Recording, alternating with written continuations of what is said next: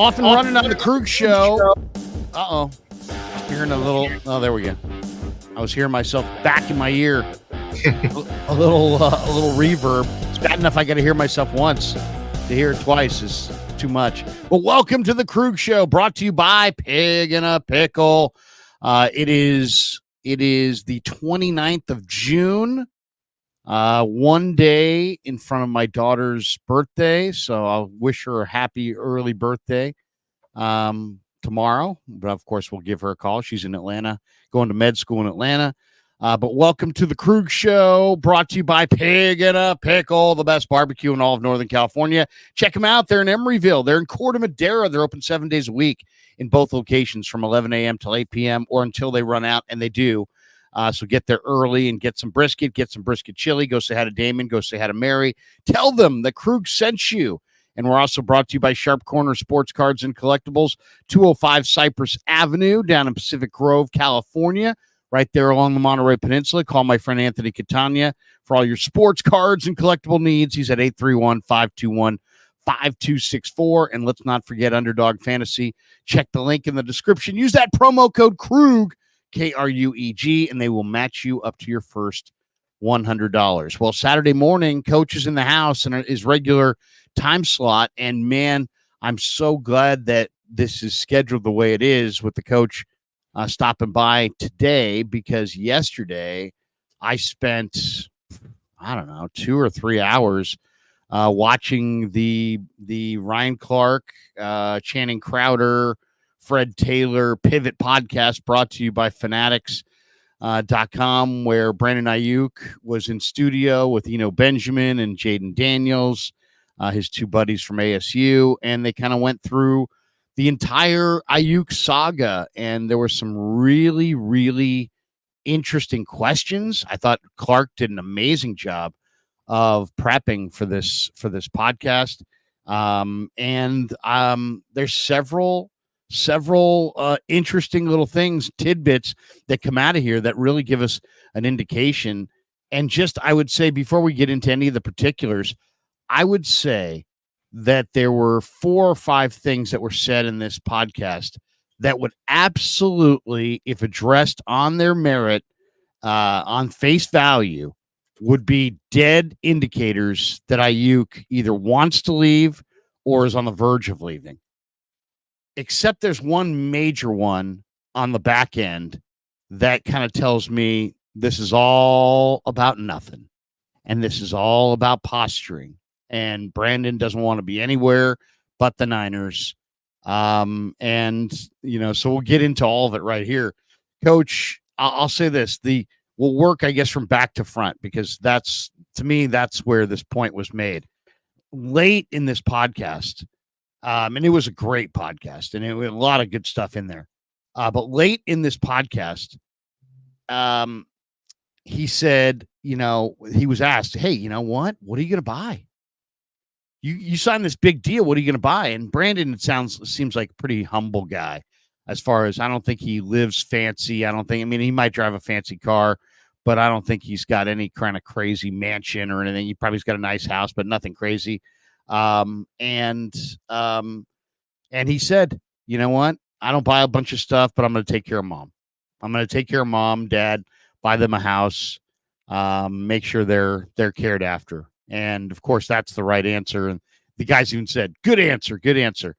And then he goes on and starts talking about his mother. And his mother is a lifelong 49er fan. She loves the Niners. Now, Aiyuk said, man, she's on my side. So in other words, if I go somewhere else, she's with me. She's not with the Niners. But, that's his reality. His reality is that he grew up in a family where his mom's not just a 49er fan, supposedly a diehard 49er fan, dressed him up in 49er colors from when he was a baby. I don't care what, as somebody who's been in a situation where I've had multiple companies bidding on me, I've had multiple offers. You know what? My dad just loved KMBR. And when I had offers to leave KMBR and to go across the street to 95.7 for more money, I said to him, Dad, you know what? It's more money, and I'll just be going across the street. And I remember him looking at me going, so you're not going to be on? And I said, no, Dad, I am going to be on. I'm going to be, if I sign this deal, I'll be on across the street on the FM station. So, but you wouldn't be on KMBR anymore? I'm like, yeah, right. That's right, Dad. I wouldn't be on KMBR anymore. I'd be on 95.7 The Game. And he just couldn't. So he just couldn't get it. He couldn't. I mean, he like, he was an attorney. It wasn't like he was limited, thinker, but he just couldn't understand it. I mean, he was like, so I won't be able to hear you on KMBR. No, Dad. If I leave here and accept this deal, I'll be going to a different radio station. And on his radio dial, there was only one station because the KMBR is the original sports station, and my dad listened to it for years. So subsequently, I kind of used the FM station as kind of a stalking horse on multiple occasions to make sure I got better deals to stay at KMBR because it meant so much to my dad. So if Aiyuk in any way is like yours truly, this is not just a little detail. This is actually a major detail. And this is not just a little glimpse into what his mindset is. This is a major impact, I think, on his mindset. Maybe I'm wrong, but it's just my guess. My guess is if his mom's a lifelong Niner fan, that yeah, he wants the bag and he's going to do whatever he needs to do to ruffle feathers and get people talking about this. But at the end of the day, he doesn't want to go to Pittsburgh. He doesn't want to go to Washington. He doesn't want to go anywhere. He wants to stay with the 49ers and stay with his mom's favorite team. That's my take, Coach. What do you think? None of us know Brandon or his mom, but if your dad or mom were just diehard Niner fan or diehard fan of whatever organization you're working for, I don't know. I mean, I was always wired to try to make my dad happy, make my parents happy. So that had a bigger impact on me than some. Some people would just say, you know what? You're offering me 250,000 over here, but you're offering me 300,000 over there. I'm going where there's 300,000. Other people, maybe there's other factors that come into the mix.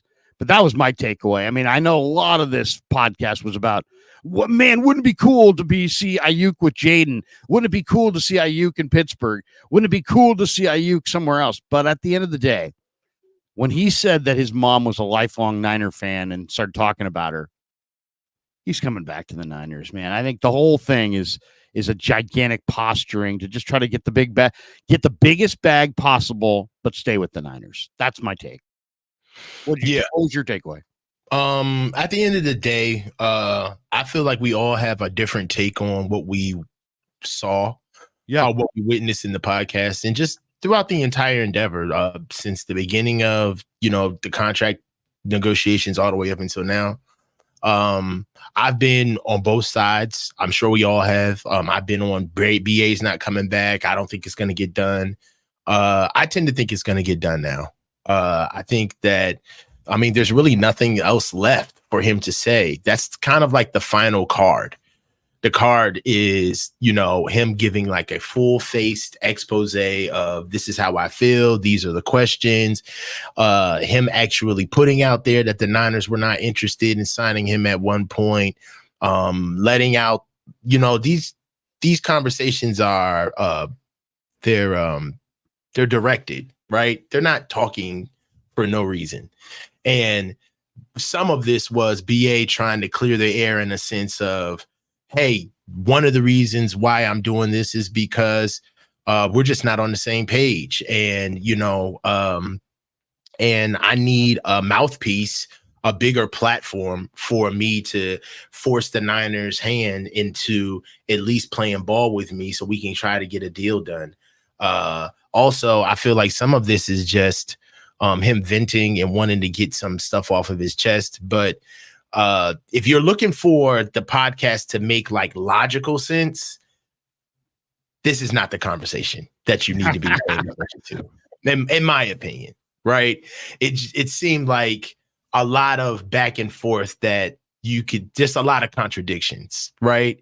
But if you want to get into it, we can. I don't want to just automatically just start going.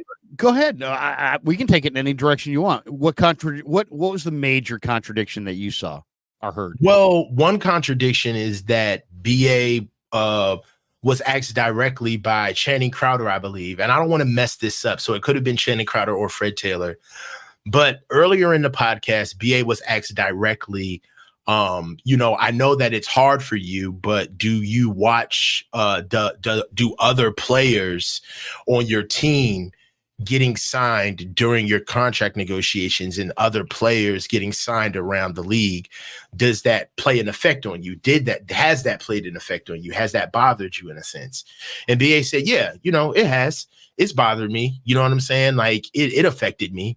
And it's like, but I think 10 minutes down the line, he was asked, okay, well, have you ever came up on the realization that you're stuck with a duality right now, essentially, where you can either go get paid and be the man on another team, but at the same time, you're going to be walking away from a really good team with all pro guys laden with talent.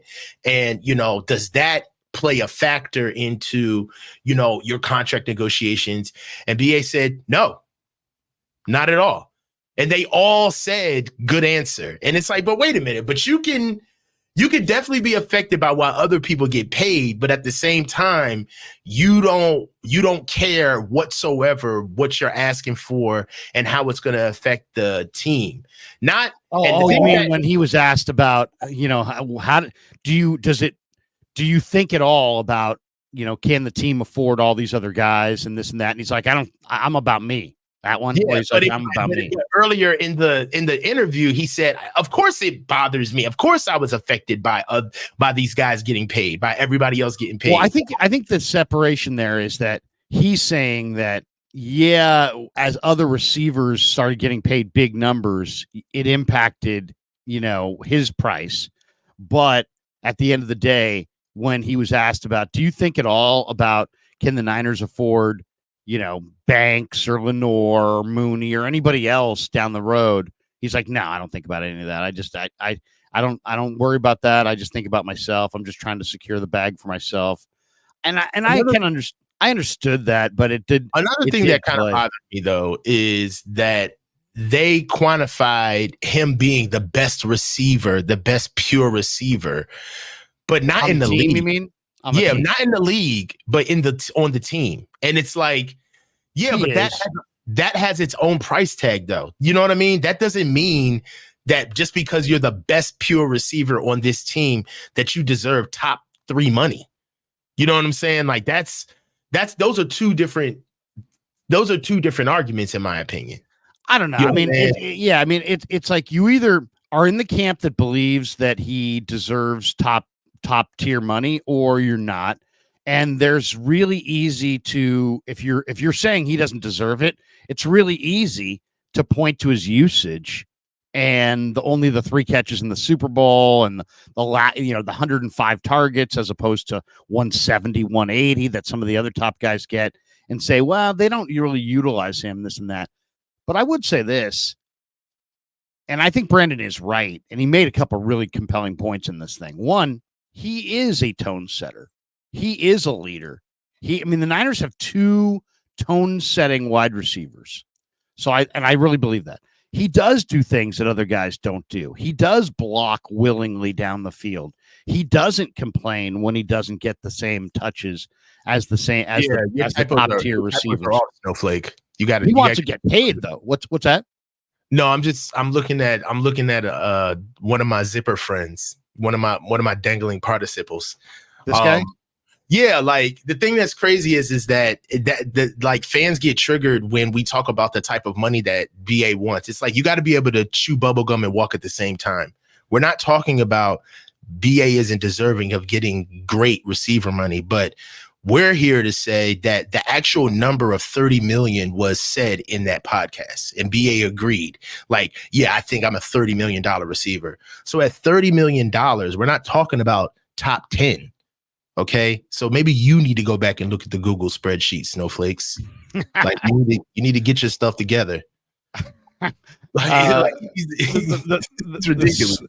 The spreadsheets that that whole my stats show that he is completing 59% in man. practice. Like, you need to go back and look. Maybe you need to go back and look at the sheet, coach. Like, it's like, dude, get the hell out of here, bro. Like, it's like, if he was one of Lombardi's guys, he needs to go back and look at Lombardi. I mean, coach is just a POS. He needs to who does he think he is talking about? Fred Warner. Like, shut up. How did you do that? How did you just do that voice? Please. Is that your voice? Yeah. Did you just do that? Or is that mechanic? Is that electronic? Yeah, it's. Oh, that was awesome. That was awesome. I thought you had your ability to concoct your voice. That was incredible.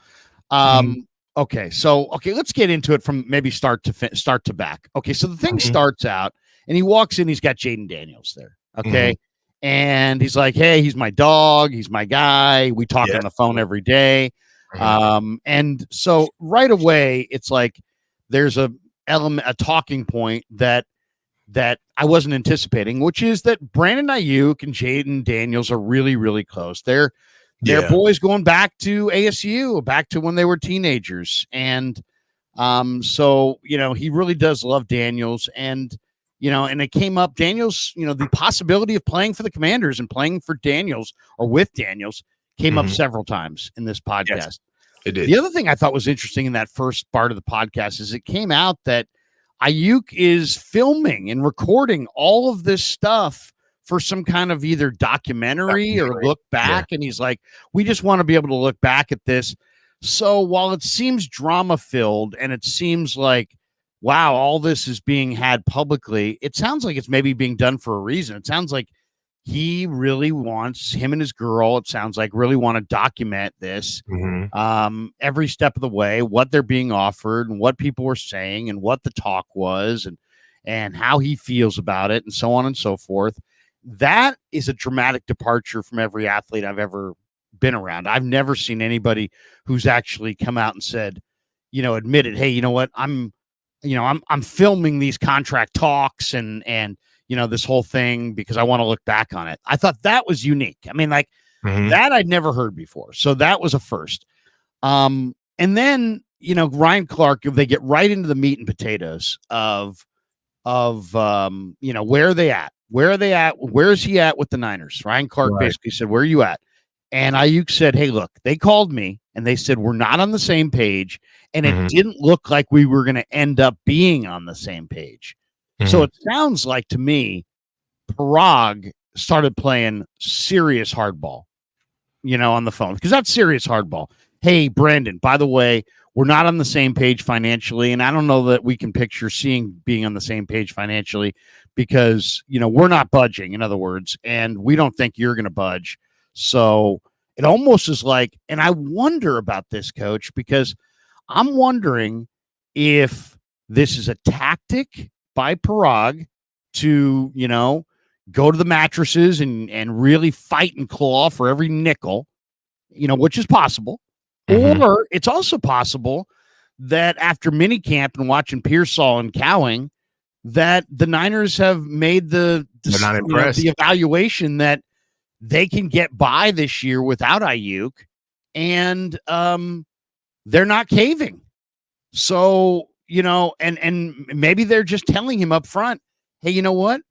Maybe it is time for us to discuss. I mean, we assume because the Niners said we love the player, we want the player, blah, blah, blah. But they're also about to pay Purdy King's ransom. And there is no player that's going to go from – there's no player in football outside of Brock Purdy that in the next year is going from $900,000 to $60+ million.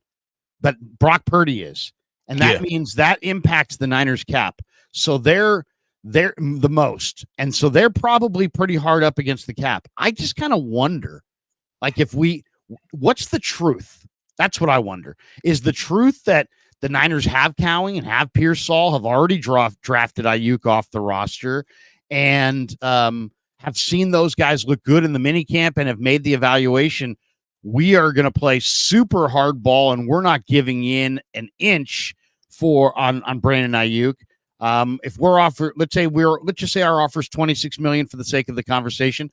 Our offer's at $26 million and we ain't budging. We're not going to 28. We're not going to 29. We're not going to 30. We're not going north of 30. We're not getting anywhere close to Justin Jefferson. And since we know that, and we just told you that, hey, you know what? We're not on the same page financially right now, and we don't envision getting on the same page. It's almost as if they said to him, this is the end, do you want to trade? Now, they stopped short of that, which makes you think that it might just be a ploy or a negotiating tactic. But they haven't traded him. He hasn't demanded a trade, but he told Ryan Clark that they said to him, we're not on the same page, and it doesn't look like we're going to end up on the same page. And Aiyuk said, hey, man, it's just part of the negotiation. He said then he went on and said, hey, there were times when we were super close to getting a deal done, and then other times we were really far apart. And then the market changed, and Jefferson signed, and the price went up. And he's like, we haven't agreed, and over the past month, we haven't talked. It's been quiet. There's been no movement, no contract talks, no connection in the last month. So, I don't know. I mean, it sounds like we're at an impasse, but at the same time, Coach, and I know training camp doesn't begin for a month. And this could very much just be hardball posturing and verbal, lobbying, verbal jabs at each other. But, that's really the question with Parag telling Aiyuk's people, we're not on the same page, and it doesn't look like we're going to get on the same page. Is that them trying to start the ball rolling towards trade talks? Or is that super hardball? And we want Aiyuk, but we want him at our price, and we're going to battle every way possible, every way imaginable to get our price. So what's your read there? Because that's a dramatic thing. When I heard Parag said we're not on the same page and we're not likely to get on the same page, that's almost like saying, hey, dude, what's the next move? Because we're not budging, and I'll assume you're not budging. So we're at an impasse. So it sounds like they're on the verge of a trade, but the timeline on this podcast in relation to the last meeting with the Niners, they've since met, and supposedly the meeting went well, and supposedly he's not going to be traded. So, and this podcast, I guess, happened before that meeting. So all the talk about, there's one more meeting. They had their one more meeting. It supposedly went well, and supposedly they're going to get a deal done, and he's not going to be traded. But I thought that was a hardball tactic by Parag, just saying, hey, you know what? We don't have a deal, and we're not going to have a deal. What was your read on that?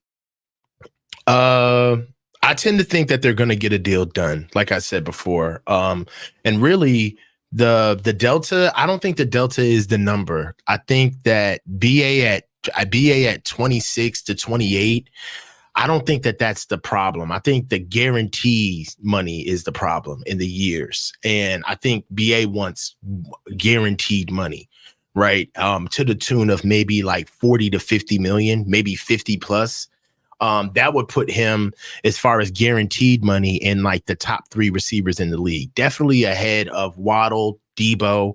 I think Debo got a guaranteed 30 plus.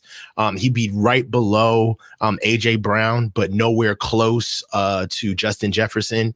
I think the biggest thing for BA is the guaranteed money versus the years. So if you think about it, with receivers, more oftentimes than not, they're going to get maybe a 3-year deal. Debo got a 3-year deal. But for the money that Brandon wants, he's going to kill our cap, right? For us to be able to give him that guaranteed money with it being such a short turnaround, there's no way for us to backload that deal. So I think the biggest thing between Parag and BA is the years and the guaranteed money. I don't think it's salary anymore. I think BA understands that getting paid 30 on this team, where the only 2 players on this team that are getting paid 30 plus are Nick Bosa and Trent Williams. And really the 3 biggest cap hits for our team this year, are Trent Williams at 31.5, Debo Samuel at 28.6, and Mooney at 18.4. So I think that the deal may be a 4-year deal. I don't think five is a little too much for a receiver, but it may be like a 4-year deal with maybe 50 to 60 guaranteed. And I think the guaranteed money is what BA and Parag are trying to get together. But I think the caveat for BA is that he's got to give more years, right? It's like you want this guaranteed money, man, you got to give us more years. You got to give us maybe 4 years. And that's going to be able to backload what BA has going on. That way we're good now. We're still in our window, but the next year's coming up. Now we got to make some hard decisions because we got to pay Brock. We got to see what we're going to do with Debo. We got to see what we're going to do with Trent. His deal's coming. So we're going to be able, we can do it. This is not a numbers thing, right? This isn't about like BA literally not being able to fit on the cap with his deal. It can get done. But I do believe that the biggest deal right now is the Niners have made deals already where they're already looking at dead money situations. They're already backloading contracts. And what they were hoping is that they can get more of a cleaner, straightforward deal with BA, meaning like straight numbers, straight years, straight salary. But BA is putting a little bit more into the mix with the amount of years that he wants. And then honestly, if you're Parag and the Niners, this situation can be a little frustrating from a standpoint of BA could have a full number in his mind, but the Niners could be telling BA like, hey, we can't give you that number in that fashion, right? Like, I know that you want your 30, but we can't replicate your worth in terms of annual salary. That kills us, right? Not only does that kill us, but that comes straight out of Jed's pocket, right? And then there's a differentiation between the actual cap, which is a rubric of how the delineated money for the players is spent each year to fit inside of that. And then there's also what you're actually worth inside of my goddamn pocket, like what I really want to pay you, right? So I feel like there's a lot of boiling pots in this situation, but at this stage, I feel like they're going to get it done because BA has quite frankly used all of his cards. Like, he's done a really thorough job. If I'm being nice, he's done a really thorough job in his social media footprint, getting out there, being able to tell his side of this. But at the end of the day, I think that the Niners are going to be able to get a deal done. They're going to backload it. And if BA this is the oldest story of all time in the NFL. He's going to kick and scream, and then the Niners are going to be able to place him on the cap. All right. There ain't never been in the history of football a team that can't play a game because they capping together. Everybody, for some reason, magically gets it done. So he's going to be on the cap. They're going to backload that contract. And as soon as he is not producing the way they expect him to, year 3, year 4, he's going to get a tap on his shoulder, just like Eric Armstead. And they're going to ask him, hey, we need to have a conversation about your contract. Either you renegotiate or we're going to move you. And not only are we going to move you, but we're going to move you right now where your cachet isn't as good as it wants to. And you can get on social media all you want this time. We already paid the money. So that's how this is going to go. They're going to pay him his money. It's going to be 4 years. He's going to get guaranteed money, but the annual salaries is going to be backloaded. So he's going to give us a break for 2 years. I think it'll be a backloaded deal. I think it's going to be right around a little bit over 28 million a year. So I'm going to say 4 years, 115 million, something like that. That's 4 years at 28 million flat would be 112 million. So I'm saying 115 million. 70 to 80 guaranteed. Of that 70 to 80 guaranteed, 35 to 50 in that range will be fully guaranteed. I'm not sure exactly how that number shakes out. I think you go like maybe 50 plus, because 50 plus will put him in top 3 territory. It will be fully guaranteed. Yeah, it would be Justin Jefferson, AJ Brown, and then it would be BA. He'd get more fully guaranteed money than Debo. And say what you want, that matters to him.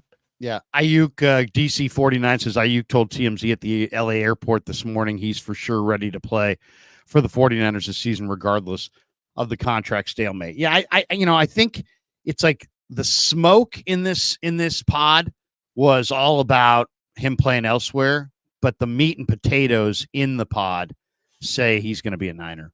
Say that he wants to be a Niner. I don't think there's any question about that. I did think the part of the pod that made me laugh the most was when Channing Crowder said, "Man, I want a Lambo, but I can't afford it." Basically suggesting Aiyuk's a Lambo.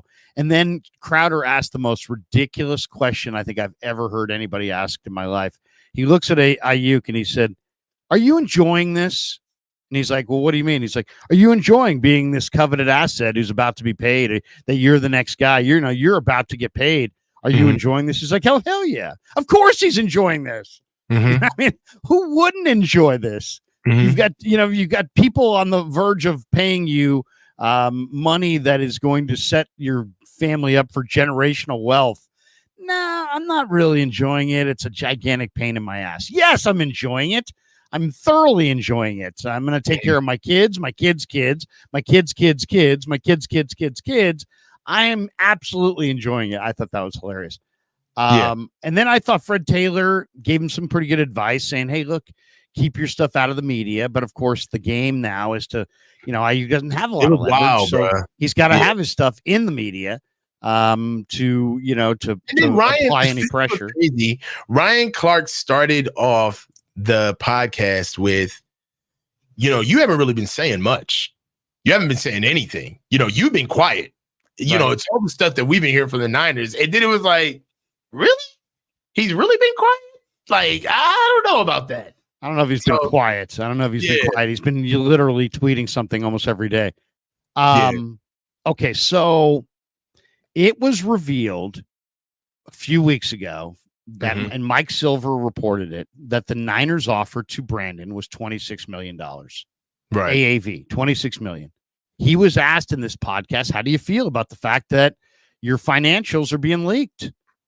And he immediately went into, it's frustrating. So he immediately went into like, that ain't my side. I mean, he, without saying it didn't come from me, he said it didn't come from me because he said it's a little bit frustrating. He says, I felt like it was a little bit disrespectful and unfair to me.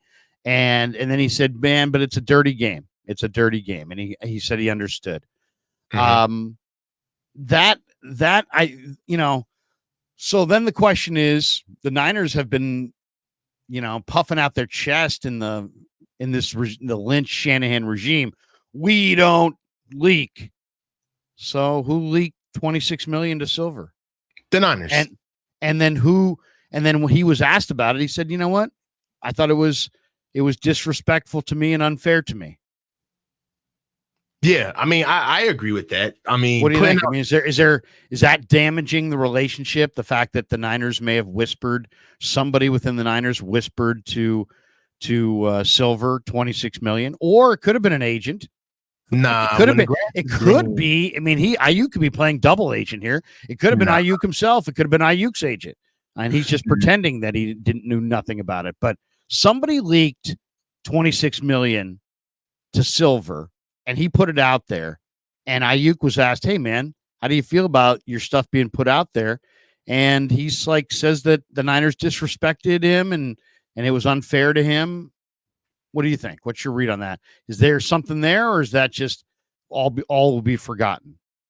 I mean, yeah, all should be forgotten in that front. I mean, what's good for the goose is good for the gander. Niners didn't tell you to start getting on Twitter and start putting replying on people's comments. Niners didn't ask you to start putting out your own social media footprint as far as like your stories. And if we really want to talk about it, the first person that we heard from was BA right after the Super Bowl video with him and his significant other. We out of here. We're done. We can't wait for us to get up out of here. And his brother was like, hey, thanks for drafting us, like that kind of stuff. His brother did like this whole swan song thing about thanks for drafting us. And it's like, and then BA said that it was just emotional reaction. One more time. Larry, let me finish. BA even brought up in the podcast that he thought that his brother's comments were warranted. He said that. He said, yeah, I understand, those are his comments. He felt a certain way that he said he said what he had to say. And I thought that he was correct. You know what I mean? Like, the first people to talk about this entire endeavor was Brandon Aiyuk, right? We didn't hear anything from the Niners until around draft time, when there was speculation that the Niners were moving Brandon Aiyuk. And that was like through the tea leaves. So, I feel like it's rich, man. It's rich to hear the way this conversation was slanted, as if kind of like BA was a victim and he just wants his worth, and like, which is cool because, these guys are independent contractors. They don't have the full might of ESPN behind them or major news outlets, supporting them. So I get, what the pivot is for. I understand it's player first, but like I said, if you're looking for actual logic in this conversation, you're not going to find it. You're not going to find it. This is a circle jerk of some sorts. I mean, his family did talk a big game. His brother said, thanks for drafting us. His friends and family, he said, hey, look, even Aiyuk kind of admitted, he's like, I was down. I was messed up by the loss in the Super Bowl. It was emotional in every way. But then I thought it was interesting because then I think it was Clark or somebody asked him about the tweet where he said, don't forget what got you here. And he was asked, was that tweet related to your usage or, lack of targets in the Super Bowl? And instead of running from it, Aiyuk's like, it absolutely was related to that. He's like, I went for 100 yards 6-7 times during the year. I turned my targets into 1,300 plus yards. I get in the Super Bowl and I don't get the ball. So to some degree, he was bitching about his touches and his targets. He didn't necessarily go directly at Shanahan or Purdy. I didn't name them, but he admitted in this podcast that he absolutely, his don't forget what you got you there tweet was totally a reaction to his usage in the Super Bowl. That's kind of crazy, though, because don't forget you what got you there is a conversation that makes people want to like start looking now. It's like, all right, well, what did you do during the playoffs? You know what I'm saying? Like, I don't know, Larry. It's like I said, there's a lot of comments in there where you could tell, like, BA was just really trying to vent to the Niners to let them know, like, yo, like, not only am I one of the best players on this team, but I'm one of the best players in the league. And I get that, but I feel like BA is just talking out of both sides of his mouth, man. Honestly, like this was a conversation where there really wasn't any like. Let me ask you this. I have a question for you, Larry. Was there a time in that interview where you felt like BA got challenged? It was a bunch of guys who were just it was the BA fan club. Right. I mean, there wasn't a big challenge moment, but I mean, we're also talking about a player who's done nothing but pretty much succeed. So It's not like, no, I thought they totally kissed his ass. I mean, nobody can guard you and all that stuff. It's like, all right. Have you noticed? Sorry, but everybody seemed to be on his side for sure. Let me ask you this. Have you noticed how? So. Right. Have you noticed how the last play of the Super Bowl, not the last play of our offensive possession, have you noticed how that play is getting repurposed as the wide open Brandon Aiyuk play now? Instead of like, it's like if the guard would have blocked, you made your corner fall and you would have been open. But literally, I seem to remember, after the Super Bowl, Brandon Aiyuk immediately said that play doesn't matter because the ball wasn't going to me anyway. It was the Chowne route to Jawan Jennings in the bottom of the right-hand corner is where the ball was supposed to go. But it's just like little stuff like that where it doesn't seem like it's a big deal, but it's more of those things where it's like it's window dressing. You know what I mean? He was the backside route. I mean, he was the backside route. And he was an option, but you're right. He wasn't the first option. He probably wasn't the second option. I think he was the third.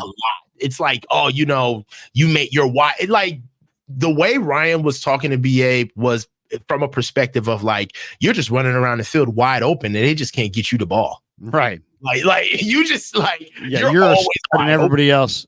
I mean, and they almost set him up to kind of rip Brock Purdy a couple times, and he just wouldn't do it. Mm-hmm. Then I thought the other part of this that was interesting, they bring up the fact that he had 106 targets, which was less than all the other number one receivers pretty much. And then Crowder brought up the fact that, Aiyuk was 7th in receiving yards last year with 75 catches for over 1,300 receiving yards, but he was 23rd in the NFL in targets. And Aiyuk joked, I got so much more to give. And it's pretty obvious that he is a little underutilized. I kind of look at Aiyuk as he's like a car. He's like the guy who lives in a really fancy area who's got like 7 cars, and Aiyuk is one of them. And Aiyuk's like the guy's Ferrari that he drives like on every third Sunday. So it sits in the garage. He doesn't drive it in the rain, never takes it to the mountains, doesn't drive it on the commute, doesn't take it anywhere, drives it like once every 3-4 weeks. It's awesome, and he's got it, and he loves it. But that's Aiyuk. Aiyuk is the Ferrari driven by the guy who's got 9 cars, who drives it sporadically. And you sit there and go, it's underutilized. You know what I mean? He's underutilized in this offense compared to other top wide receivers. He was 3rd in the NFL or 2nd in the NFL with 28 receptions of 20 plus yards, but he did it on 105 targets. And Aiyuk, or I should say Tyreek, was number 1. He did it in 181 targets. And number 2, the guy did it in 171 targets. So Aiyuk did this in 105 targets. So, I mean, between his blocking, his physical nature, his tone setting, and, the fact that he's a team player, in some ways, Coach, I think he's the ideal wide receiver for the 49er offense from a lot of standpoints: ego, approach, physicalness, blocking.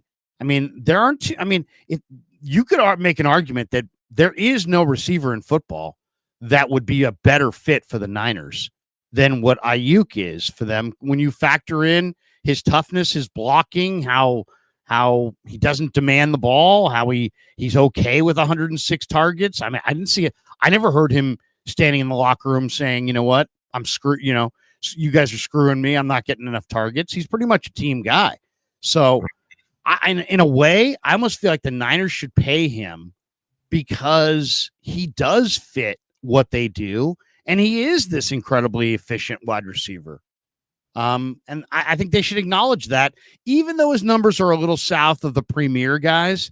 I think they ought to acknowledge that there are reasons that his numbers are a little south of the premier guys, and they're not reasons that are like he can't play. The reasons are more like you got 5 other weapons, or you love to run the ball, or you're 32nd in pass attempts, or you know what I mean? It's things like that are devaluing him. And to me, if you're gonna take care of your guy, why would you not take care of your receiver who blocks like a vengeance in the run game when you love the run game? So, I mean, we saw George Pickens for Pittsburgh. He acted like blocking was extra, like no way am I blocking last year. And Aiyuk's the exact opposite. So in some ways, I feel like the Niners have exactly the piece of the puzzle they need.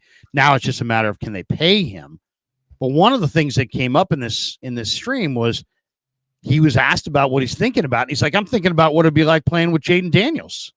And he seemed genuinely excited about the possibility of doing more. He's like, I can fit in any system. The Niners have a run heavy offense. I get it. He's like, I can thrive in any system because I win man to man. I'm a true X wide receiver. I draw every team's opposite number 1 corner and I beat him. I beat the guy in front of me. But then they're like, what are you thinking about right now? He's like, I'm thinking about what I can do playing with Jaden Daniels. So I don't know. As a Niner fan, and I don't know how you felt about that, I didn't like hearing that. I didn't like hearing that he has, this kind of like dream of playing with Jaden Daniels. You know what I mean? That it wasn't something I wanted to hear in this pod. No, I mean, if we're staying with the car analogy, like the best thing for me that kind of like gives it syntax is BA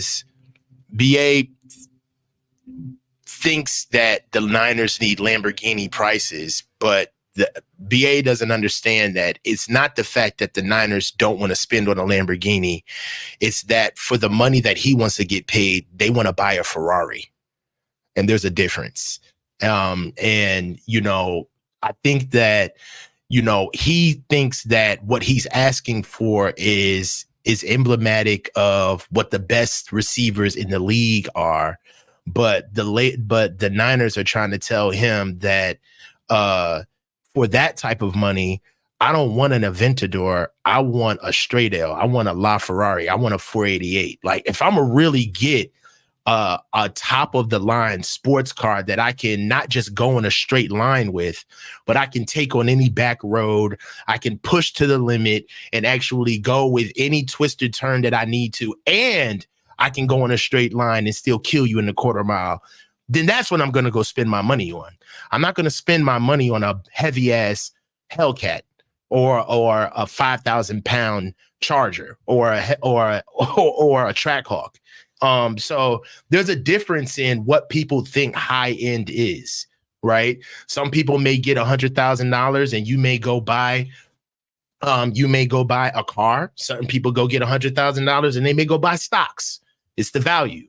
And for me, I just feel like BA is going to get his money, but the way that money is going to be configured, what's going to get him right now is that he wants that guaranteed money to hit his pockets right away because that's what he wants to feel.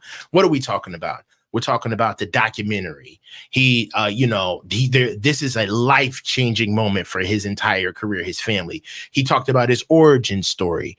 He talks about the origin story of, BA was not a highly sought after recruit. He had school issues. He flunked out, actually had to go to JUCO, didn't play his junior year, right? It's an amazing story, man, that somebody like Coach Herm Edwards got their hands on BA. And then what do we know? Herm Edwards and John Lynch are linked at the hip. They're very good friends, okay? They've curated this situation and they've had their eyes on BA for a long time. So, and then you look at him being ingratiated into our team. During a COVID year, he gets way more reps and targets than any rookie customarily gets in this offense, let alone in the NFL. And he pops. He comes back the next year and he struggles. And what happens is they gaslight his performance. The entire team is in on it. BA is not a pro. I mean, he's ingested a lot of this stuff. And you could see both sides. You see BA saying that I finally have a moment where I get true independence financially. And the Niners are saying, like, kid, we picked you up 1 year out of a fucking JUCO. Like, relax. Okay, we picked you up. We drafted you. Okay. And we had to teach you how to block. Okay, we had to teach you how to be a pro. Thank God that you put it together, all right? But at the end of the day, cut me some slack. Act like you know me, okay? So there's two sides that have an axe to grind. Like you can see both sides. But at the same time, BA isn't understanding that what he's asking for, the money that he's asking for and the fashion in which he's asking for it would mean a complete shift of the Niners' plans of how they customarily sign other big players, the room that they need to be able to make for Brock and other players that they need to keep and sign, the year-to-year situation that we have staring us down with Trent Williams. Who are we going to do? What are we going to do with Mooney versus Demo when they're both up to get signed next year? So BA is having this singular, experience, and which is fine because that's what players can do, right? That's your privilege for you to be able to worry about you and only you. I get that. But as we're moving forward, you got to understand that BA needs to know that the value, what he's asking for, he's going to get it in different ways in his contract when it comes to a a guaranteed stipend versus his annual salary, and they're going to backload the deal. And I'm gonna tell you, time is a great thickener of things. I'm telling you, time will make will give context to a situation. And in 2 seasons, the Niners have time on their side. They do. And in 2 seasons, they're going to reassess. They're going to reassess Brandon Aiyuk just like they reassessed Eric Armstead. They're going to do it. I mean, just the way it goes. I mean, it's just the way it goes. Guys get old. Guys have sometimes you have clout. Sometimes you don't have clout.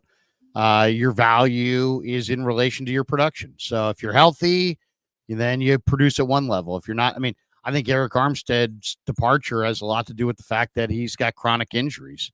But that's the Niners looking at his health and looking at his dollar figure and saying, you know what, we're going in a different direction. And you're right, it's a business. It's a cold business. It's like, hey, you know what? When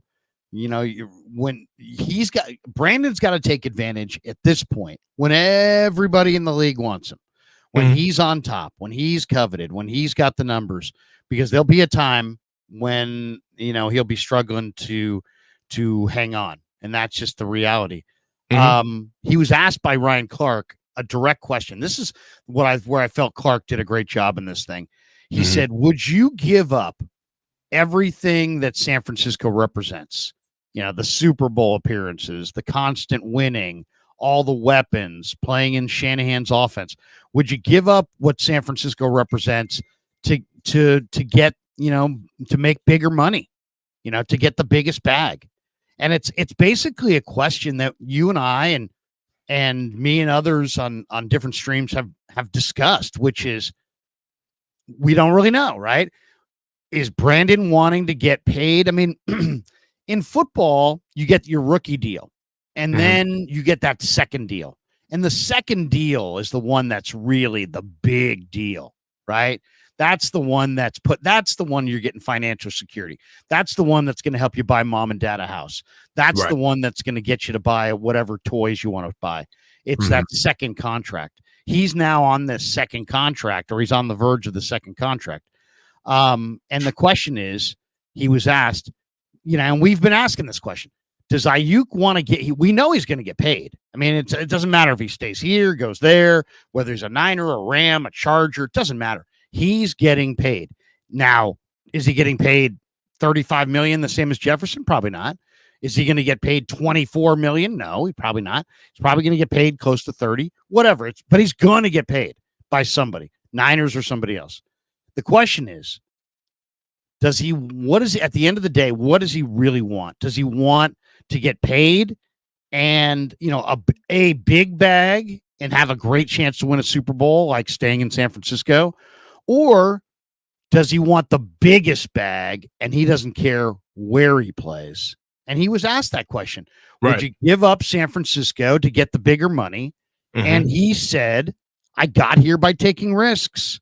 And he said, I asked God to lead my steps. But he's like, I got here by taking risks.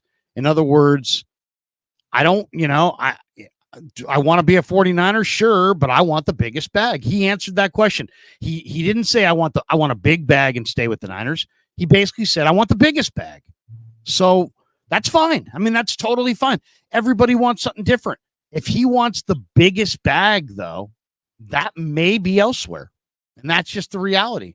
I don't know if the Niners will give him if they'll bow to the pressure that he's trying to provide here in the public forum. And even though they own all the leverage, they got him on the 5th-year option. They got 2 franchise tags if they want to go that route. But do they bow or do they say, no, there's our offer. And if you don't like it, play on the 5th-year option. But I think it's interesting because he easily could have said, hey, look, man, I want to get taken care of, but I want to win. But instead, he's like, I got here by taking risks. Like, you know what? If I got to take a risk and leave the world champion or NFC champion 49ers and go to a Steeler team that's going to lose 10 games, or the Commanders who might take 3 years to develop their roster, so be it. So Jaden Daniels is the guy. Yeah, he answered that question. I mean, the other question I thought was really interesting. They asked him, "How'd you go JUCO? Why'd you go JUCO?" And he's like, "I was lost. I was a young, lost, confused young man, and I didn't have good grades, and my parents were into school. I wasn't into school, and I thought that was really interesting too. I like that because to me, that showed a little vulnerability. He also was asked, "What's worse, Super Bowl, not making the Super Bowl or losing the Super Bowl?" And he shoots back, "I shouldn't have a Super Bowl loss." I mean, he looked like really pissed when he said that. Did you see the look on his face when he said that? Yeah, I mean, I saw that. Like, you know, I love BA's confidence, but he's definitely 26 years old. How old is he? 26, 25? Yeah, 26. He's definitely 26 years old. So, and you know, you need some of that, you know, how can we say, willful ignorance at that age, to be able to run through brick walls and to feel like, you know, there's absolutely nothing that should be able to hold you back because he's in the prime of his physical life, right? Like he's in his prime. So right now I can see that standpoint. But you know, I don't know, man, like walking away from the game saying that you didn't get targeted enough is kind of like, my man, you wasn't getting open either. Like that film plays. I'm sorry, bro. Like the film is out there. Like it wasn't all you running down a 4-lane highway looking for an exit. Like, nah, bro. Like you was getting clapped, getting strapped. Like, stop it. So for me, you know, I look at BA and it's not all like he's on the uptick, he's on the rise. You know what I'm saying? But just be careful what you ask for. Because after all of this is down, nobody's gonna have any stomach for BA dropping balls. You know what I'm saying? Yeah, I mean, you know, yeah, he better, no doubt, he better deliver, bro. Like, I'm telling you, he wants to get thrusted into a certain echelon of scrutiny and professionalism that I hope he's ready for. Because when you get paid that type of money, you know, you don't get mulligans, man. And it ain't about targets. It's about what you do with what you get given, especially in this offense. So I think that BA is up to the challenge. I think he's an amazing player, but there's a lot of wait and sees because of this. And I think they're gonna, like I said, after watching that interview, they're gonna get the deal done. I think so too. He's giving up way too much emotional currency, and like he said way too much about what he truly feels about the deal. That if Parag is savvy enough, which I believe he is, right? He wouldn't be in the job if he wasn't. But if Parag is savvy enough, then he's given up a treasure trove of exactly the type of deal that Parag can make for him now. He wants to be looked at as one of the best paid receivers. He understands that the Niners need to pay him. He understands that the Niners need to pay him a certain amount of money. He's not budging off of a certain number. They've already said 30 multiple times throughout the pivot. I mean, come on, bro. He's saying that he wants 30. Come on, man. They're going to make it happen. What they're going to do is they're going to replicate that 30 in that guaranteed money. And then they're going to give him his annual 28 a year, and then they're going to backload the contract. Yeah, but there's no doubt they're going to backload it for for flexibility up front. They're going to compromise. The two sides are going to compromise. Whether it's right at 30, right below 30, it's going to be pretty close. And you can kind of tell the way he talked about it. He's willing to compromise. It's just they're in the 11th hour of this thing. One of the questions that he was asked is, man, if you were on the right team, in the right spot at the right time with the right quarterback. And he's like, whoa. I am on the right team in the right spot at the right time with the right quarterback. I'm just not on the right contract terms. So in that way, he kind of backed Brock a little bit in this thing. And it's pretty clear that, you know, he loves his guy, right? He loves Daniels. And it's funny, they asked him, I mean, it's funny, they were almost like Clark was like rooting for him to be a Steeler, but they were openly rooting for him to, you know, get with Daniels as well. And he said, he asked him about, being a commander and playing with Daniels. And he said, I have one more meeting set up with the Niners. We'll see how it goes. If it doesn't go well, then I would like to play with Jaden. And I really believe that Jaden can help me take my game to the next level. He had, Benjamin and Daniels there in the studio with him. And I guess that meeting was the other day, and I guess it did go well. So, so this idea that he wants to play with Daniels, this was kind of before the meeting the other day that he had with the Niners. He had the meeting. It went well. And now you would think that they're on the verge of putting together a contract and getting him to sign it.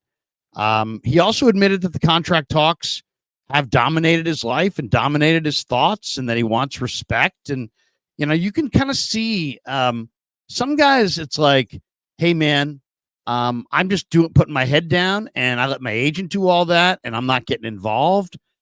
Brandon's making a fucking documentary. He's the other end of the spectrum, coach. He's totally immersed, completely involved. This is dominating every one of his thoughts. So just from seeing that as a 49er person, if I'm Kyle Shanahan and I'm John Lynch, I think I would have a conversation with my, together and be like, hey, look, this guy is not the other guys. This guy is not Bosa. Bosa's got an agent, but Bosa's just eating and lifting and running. This guy's making a documentary, and he's really grinding it. He's really grinding it, and it's impacting him, and he's taking it personally. Let's not play super hardball here. Let's not use every tactic to save every nickel here. Let's get this done well in advance of camp, because I need this guy to put this behind him and start working out, running routes, and just focus. I mean, I know he's focusing on the season. I'm not pretending that he's, not. He is. He's in shape. He's running routes. He's working out. But you can tell that his mind is totally distracted by these negotiations. Take that distraction away sooner rather than later. Don't play this thing out till the end of the summer and let this weigh on his mind through all of June, all of July, all of August, and get this done like September 2nd, like you did with the Bosa deal. No, get this done earlier so this guy can get beyond it and just focus on ball and routes and nuance, and you know what I mean? Because you can kind of tell it's, it's consuming him. This is unlike Bosa. He's consumed by this. Well, one thing that I have noticed is that we've done a lot of talking about BA, but the Niners, they're kind of feeling it. They should have got the deal done earlier. They waited way too long. That's one thing. Two, maybe they had to. Oh, yeah, true. Two, if you're the Niners, you're very incentivized to get this deal done because the cat's out the bag that BA is up for grabs, right? He's made it known all too well that he is open to the highest bidder. So even if they don't get it done this year, nobody's going to give them anything trade-wise when they know BA's out the door next year anyway, the year after next, right? So right now, the Niners, their trade market for BA is as hot as it's ever going to be right now or before the season. I mean, before the trade deadline this year, which we already think is a moot point. But right now, that's what the Niners are kind of saying to themselves too. It's like, man, if we do want them, we kind of really don't have that much time to get this done. Because even if we want to move, but this, from the organization standpoint, it's like we want to sign them. We want it to be team friendly. We want it to fit with our book so we can sign other guys. But if we can't make it happen, we at least want to get something for them, right? Like we want to get compensation if we can't sign them. But the market is only so hot, but for so long. And BA's already let the cat out the bag that I have no qualms about playing somewhere else. As a matter of fact, I got the number 2 pick here with me in the interview. Like, he's my boy. So right now, that absolutely kills the Niners trade market. Like, in order for them to try to get anything of worth for BA, because no team is going to give up anything knowing that the guy's already out the door anyway, once he hits free agency. And what are the Niners going to do? Franchise BA and then try to get another deal done down the road with more numbers, more stats? He's probably going to, and then the cap's probably going to go up more. And he's going to be probably saying 30 is my floor, no less. So the Niners are incentivized to get this done too. Well, the Aiyuk thing is interesting because you're right. I don't think there's a lot of teams dying to trade for Aiyuk, but the teams that do want Aiyuk are the teams where the coach is starting to feel a little heat and he doesn't have a lot of time, or there's some backstory. Mm-hmm. Like for the Commanders, there's a backstory. They hired Bob Myers. They got an iconic franchise that Dan Schneider ran into the ground. They're trying to get a new stadium built.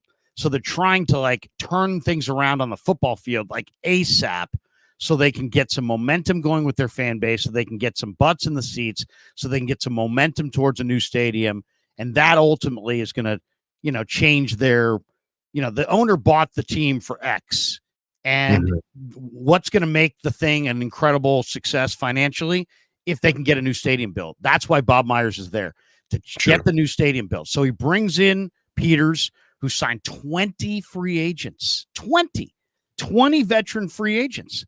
And they had a pretty good draft. They draft Daniels, but Washington's got a backstory. They're in an absolute mad rush to get that stadium financed, built, planned, and off the ground, and get a shovel in the ground and get that thing started. And they need to turn it around. Where they're going to, they still haven't figured out where they're going to break ground. Right. But I mean, like, war if they get it built, right, that team's worth 2.5 times what they paid. I'm literally in the shadow of FedEx Field right now, looking out of my window. Like, bro, FedEx Field is a horrible stadium. It is absolutely trash. So, yeah, where is it in relation, Coach, to RFK? Where RFK was? It's how many miles away from that? RFK is about a 20-minute drive from RFK, 20 to 25 minutes.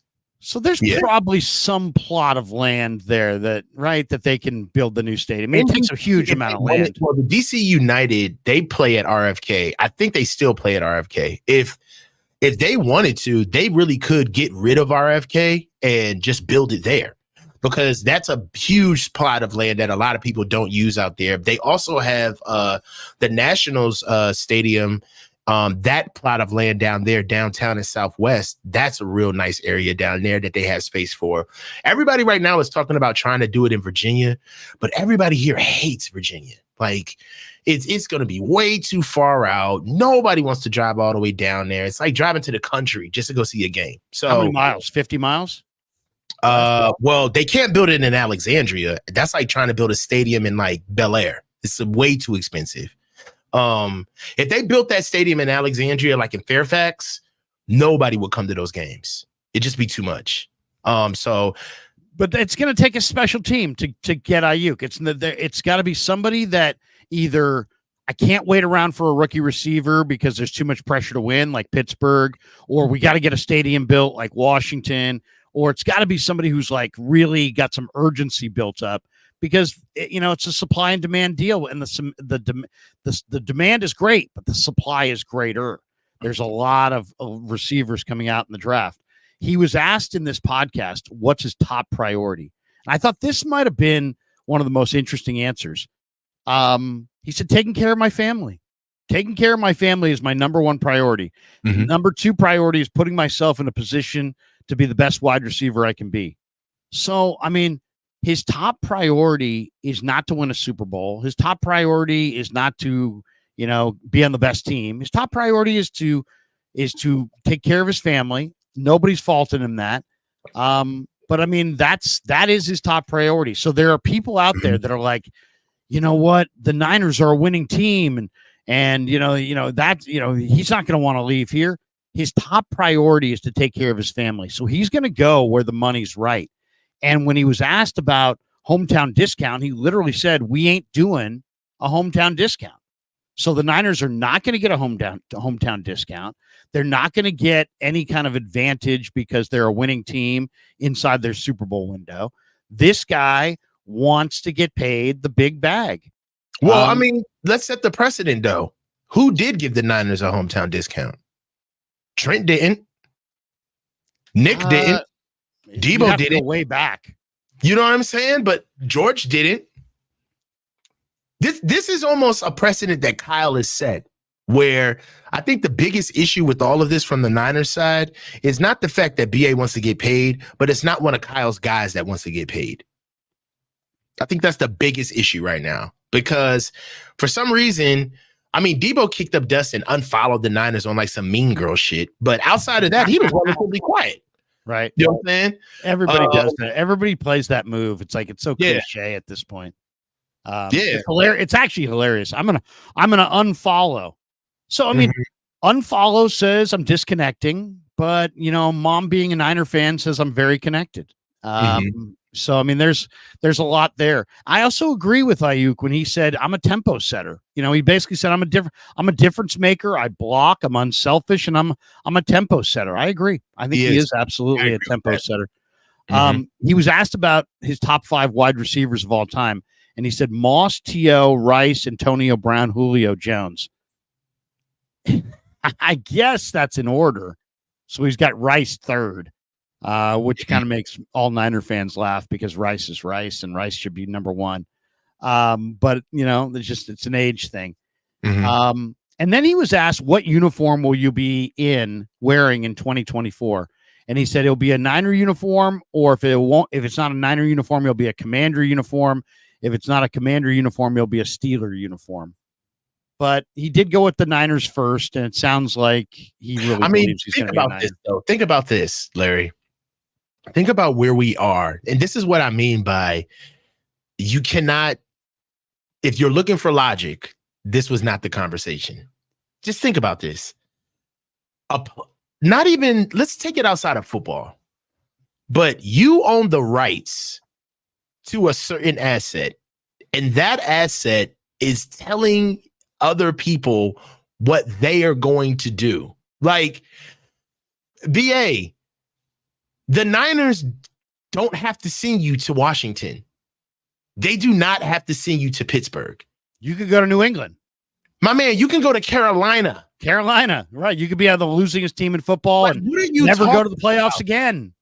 Like, you don't like Trey Lance was the number 3 overall pick. We traded 3 first round picks for that kid and shipped his ass out like yesterday's mail for a 4th round pick. Like, it's just how they talk. I just don't think that they understand like the true, like, swift hand of what the NFL can do, like what organizations can do. That's why it's just like, bro, they're going to pay him.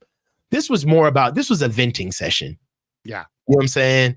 Like, you know, but and also, Coach, I'm going to be a commander. So you think, so the Niners are going to send you to Adam Peters to Washington with the number 2 overall pick at quarterback and just, you know, and that's it. Just sit back in the shadows like a jilted ex and watch you go happy off into the sunset. You better talk to Odell Beckham. When did this get taped, by the way? When was this? Do we know? Nah, I don't know. But it was before, it was after BA met with the Niners, right? Yeah. Okay. So get this. He's probably not even doing this thing unless he knows they're coming down the home stretch. Like, he had that meeting with the Niners. They hadn't talked in a month. Then they talked. They aired things out. They said what needed to be said.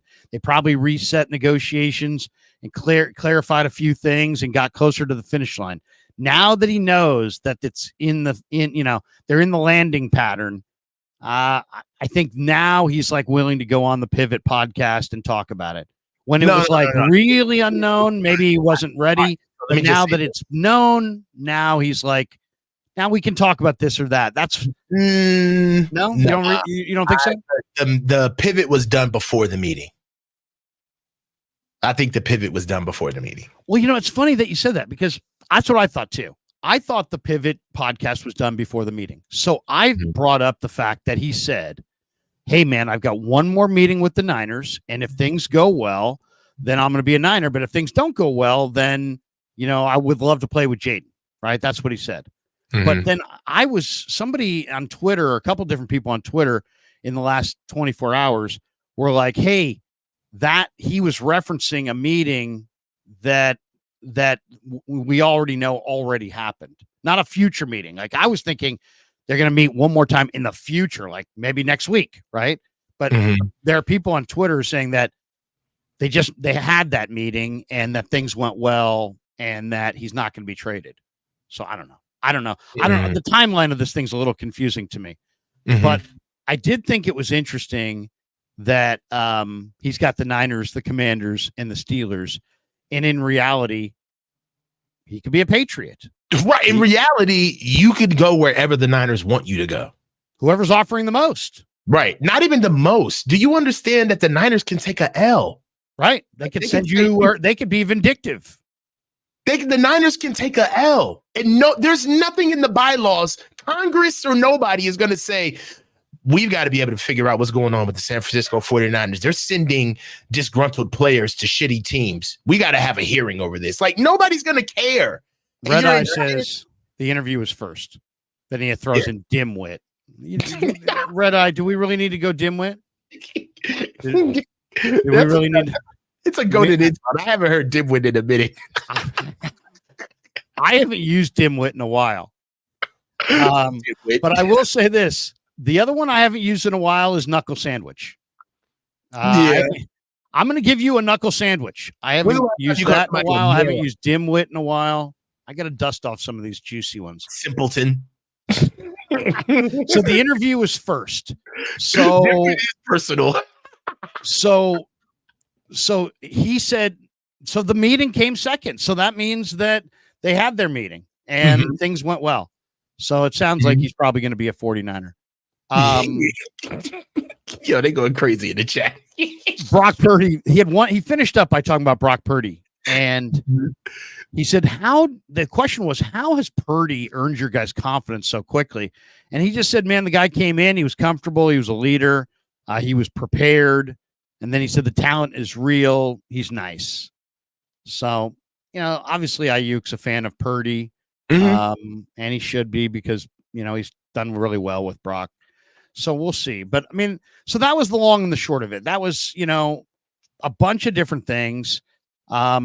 He gave several answers that make you feel that he was willing to leave. Like, hey, what's important to you? I want to take care of my family. Money. I want the most money.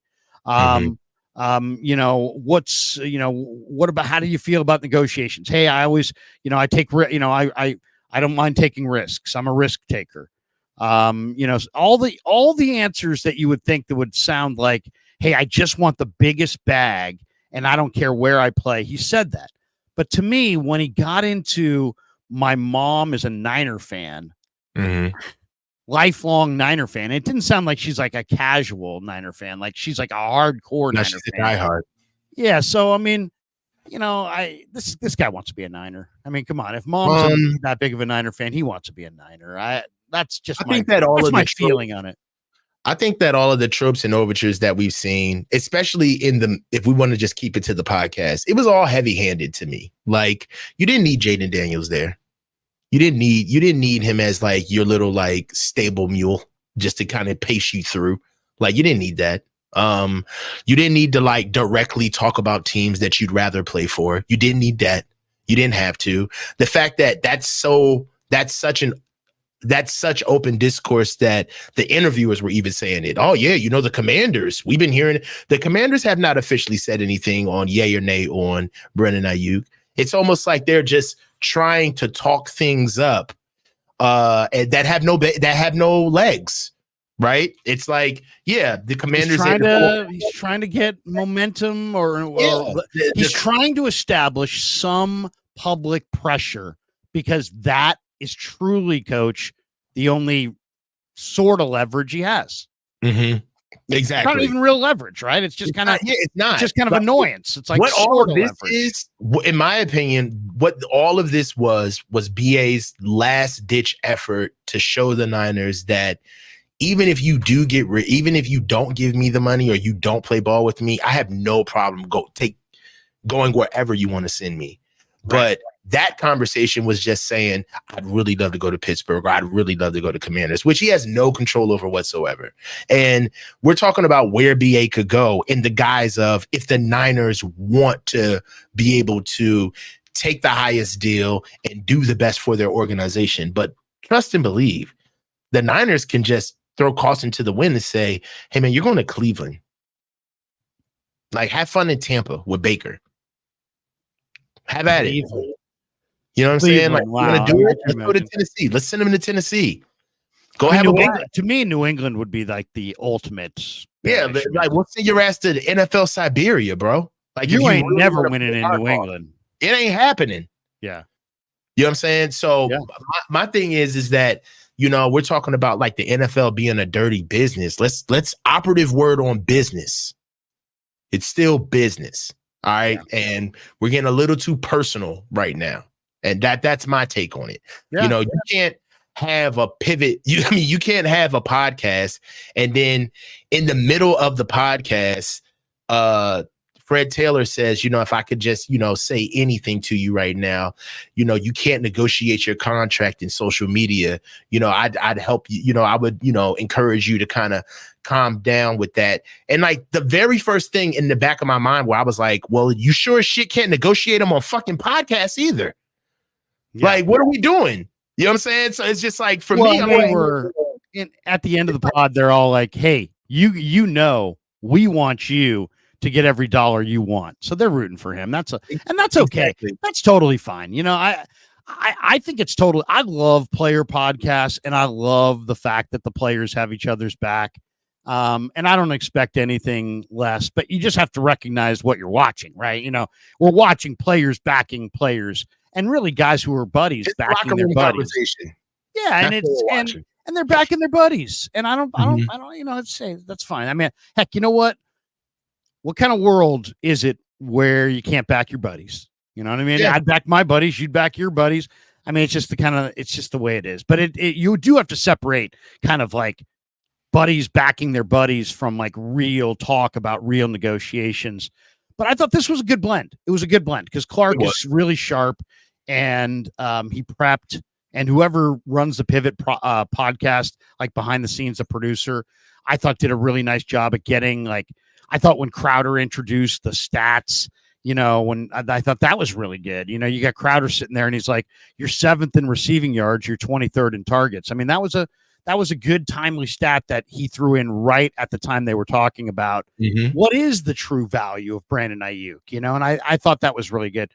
One more topic that we'll hit, but I want to hit these chats and then we'll clear the board on the chat. Isn't that the beauty of the scheme though? Like being high yield with low targets. Isn't that kind of like the reason why that's the beauty of the scheme, right? But it's kind of like, why are we having this like bad faith discussion about that? As if that only means one thing. Like, it's like, oh yeah, well, if you're 7th in receiving and you get the lowest targets, then you should get paid a king's ransom. And it's like, well, wait a minute. Can we start looking at the difficulty of some of these reps? I mean, I tend to believe that Brandon Aiyuk does get open, but you mean to tell me that Kyle doesn't scheme BA open? Like, there's not a lot of times where BA's running down the field wide the fuck open from the scheme that he plays in? Or does it not matter that, or the fact that the coverage is tilted?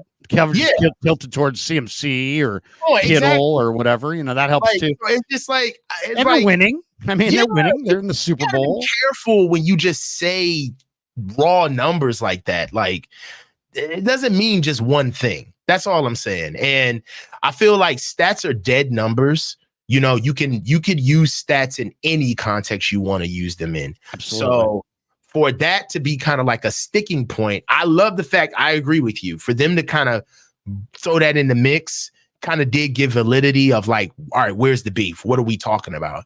Yeah, I understand that. But for the 49ers fan, for all of us in here right now, we all know that, yeah, you get the least amount of targets. We throw the least in the league. What are you talking about?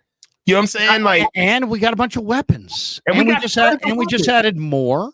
And you know what? And we got the leading rusher in the NFL on our squad as well. Right. And you're 32nd pass attempts. Yeah, so it all plays, bro. It all plays. Like this singular thought process of like, hey man, you know, I'm this and I just want to get paid $30 million. I mean, that shit gonna come back, Larry. It's gonna come back. Well, get ready. you're getting the big bag. I mean, there's always going to be pressure, but now there's more, and you got to produce. It's as simple as that. And I think he will produce. I mean, as I said before, I do think he's a tone setter. I do think he's an elite blocker. I do think he's not a diva compared to a lot of NFL receivers, and I do think he's a tough guy. I agree with that. And he's a good culture player. He doesn't camp out at his locker and bitch and complain. He's very much a big boy and very real about it. He's not over here going, "Hey man, I didn't get enough touches." So he fits the culture. I mean, if you can't pay this receiver, you probably can't pay any receiver, because the bottom line is this guy fits you. He fits what you do. So you're not going to find a better fit. So to me, the efficiency, what he did, 1,300 plus yards on 106 targets, 29 receptions of 20 plus yards, or 28, second in the NFL, despite the fact he had 70 less touches or less targets than Tyreek. That's impressive. That's efficiency. That's value. And that has a lot of value. And if the 49ers are smart, I think they'll take care of him. But there's, it's hardball. And here's the bottom line too. Parag is smart enough to know that Jed judges him based on these contracts. His worth to the franchise is valued or measured by what kind of contracts he signs. So if he gives in to these guys, suddenly he loses value. So this is the Parag Marate show, and he's trying to justify his existence within the organization. And the only way he can do that is by playing super hardball, and he is. I just hope that they don't play so hardball that they screw themselves over by not letting Aiyuk properly prepare for the season that lies ahead. Because there's also something that we have to keep in mind as well, is that BA represents kind of like the closing door, or the floor, if you will, of the youth of our core. He's the youngest guy that's kind of like a part of the core, if you want to, like, it, without adding Brock, right? So if you don't sign BA, all of like the regular, the regular guys that we have inside of our team that we deem as weapons, they're older, bro. Like Trent is getting older, CMC's getting older, George Kittle's getting older. So being able to give BA his second contract at 26 years old as a receiver, not only are you keeping us younger at our best, right? But at the same time, you're kind of getting the best that he's going to give you, because by the time BA starts creeping up there around like 29, 30 years old, then you're going to have another conversation. So signing him would keep us younger too.